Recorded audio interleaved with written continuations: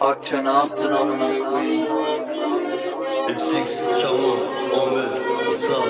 Ha? Aha. Karaköy! Yakmış gibi karlar içinde. Sokak köşelerinde elinde şişe. Yakmış gibi karlar içinde. Sokak köşelerinde, sokak köşelerinde.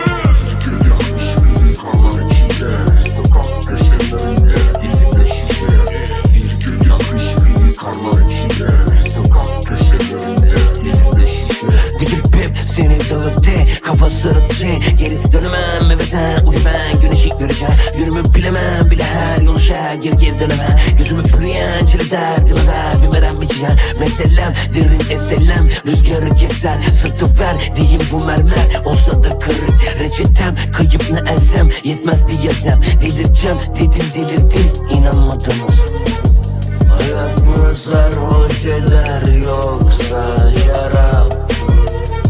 Çileler içindeyim umutlarım yandı.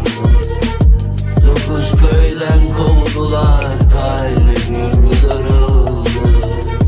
Kaderim sokaklarda gözlerim yaşlı. Hayat mı sarhoş eder yoksa şarap?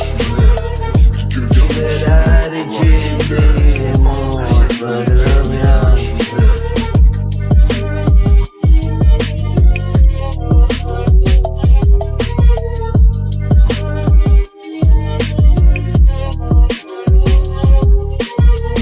Oymalardı bizdən, qırılı damlı evimizdə. Yadıma gəlir yaşlı ağac vardı köhnə həyətimizdə.